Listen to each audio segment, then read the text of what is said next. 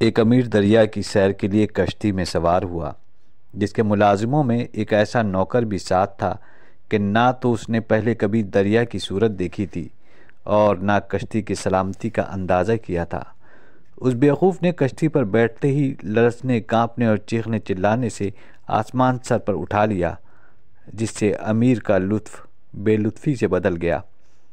اتفاقاً ایک دانا بھی کشتی میں بیٹھا تھا۔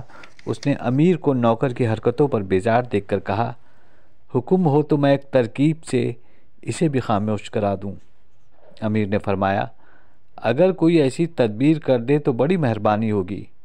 اس پر دانا نے پہلے تو نوکر کو دریا میں پھینکوا دیا، اور جب وہ چند غوطے کھا کر ادموا ہو چکا تو ملاحوں سے کہا، اب معمولی سہارا دے کر کشتی تک گھسیٹ لاؤ۔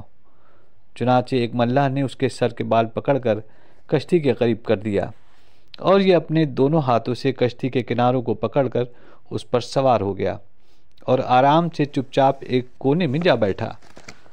امیر نے نوکر کی خاموشی دیکھ کر سخت تعجب کیا اور دانا سے پوچھا، آپ کی اس ترکیب میں کیا راز پوشیدہ تھا جس نے اسے خاموش بٹھا دیا؟ دانا نے کہا، اس کے سوا کوئی راز نہیں کہ یہ شخص اس سے پہلے نہ غرق ہونے کی مصیبت کو جانتا تھا، نہ کشتی کو سلامتی کا ذریعہ سمجھتا تھا۔ اب دونوں باتوں سے واقف ہو گیا ہے تو آرام سے بیٹھ گیا ہے۔ اسی لیے داناؤں نے کہا ہے کہ وہی شخص آرام کی قدر جان سکتا ہے جو مصیبتیں جھیل چکا ہو۔